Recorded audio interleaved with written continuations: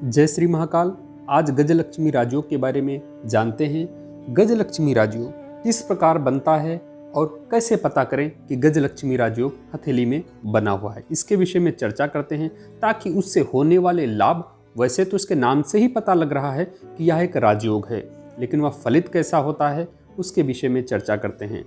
सबसे पहले किसी की भी हस्तरेखा यानी पूरा हस्तरेखा शास्त्र जो है हथेली के रंग को दर्शाता है। किसी की हस्तरेखा देखा जाएगा तो पहले हथेली के रंग और उसकी आकृति दो सबसे प्रमुख होती हैं। गजलक्ष्मी राजयोग, अन्य राजयोग भी, वहाँ पर हस्तरेखा का आकार जो होना चाहिए वह सम आकार होना चाहिए, ना अधिक लंबी हो। लंबी आकृति वह कहीं ना कहीं बड़े बिजनेसमैन और वह फिर सामाजिक कार्यकर्ता में चला जाता है। अगर आकृति चौरस है तो ऐसे लोग भी बिजनेसमैन में होते हैं और सेल्फ डिपेंड काफ़ी ज़्यादा होते हैं। राजयोग के लिए सबसे पहले शुक्र पर्वत का पुष्ट होना आवश्यक होता है। जो शुक्र का पर्वत होता है, जितना सुंदर, जितना पुष्ट, जितना मजबूत होगा, जहाँ तक भौतिक सुख, धन की तरफ, लग्जीरियस लाइफ की तरफ काफ़ी अट्रैक्ट होगा और काफ़ी ज़्यादा उसके जीवन में गाड़ी घोड़ी वाहन मकान का सुख बना रहेगा। जी हाँ, यानी राजयोग जब देखा जाएगा गजलक्ष्मी राजयोग, तो सबसे पहले इनकी जीवन रेखा भी पुष्ट और लंबी स्पष्ट दिखाई दे रही हो। किसी की जीवन रेखा बीच से बहुत गहरी हो गई, फिर टूट रही या फिर ऐसे टुकड़े में निकल रही है, तो वह भी पूरा फल नहीं देती है। जी हाँ, वैसे तो गजलक्ष्मी राजयोग देखने के लिए हथेली में इनमें कुछ योग कम पड़ रहे हैं, वैसे तो इसमें भी राजयोग बहुत सुंदर बना है, लेकिन गजलक्ष्मी राजयोग जो बनता है वह यह जो हमारी भाग रेखा होती है, जिसे धन रेखा या भाग रेखा भी कहते हैं, वह जितनी यहाँ से जितनी लंबी इस पॉइंट से निकलकर सीधे शनि पर्वत तक आ जाए, या जो शनि पर्वत है इस पॉइंट यानी जितनी मणिबंध रेखा के करीब से निकले।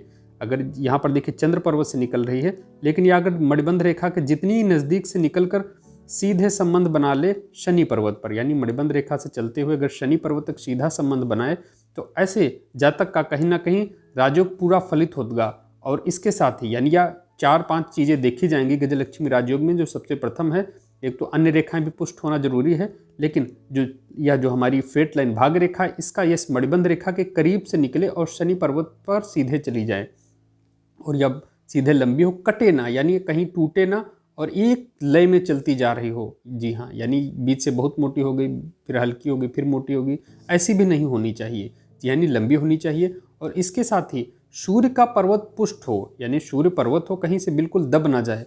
यहाँ पर देखिए थोड़ा सा सूर्य पर्वत इनका डिस्टर्ब दिखाई दे रहा है, और सूर्य पर्वत पर वर्ग का साइन जो बन रहा है या विदेश से जुड़े काम से बहुत अच्छी सफलता और मार्केट से बहुत अच्छी सफलता दे सकता है।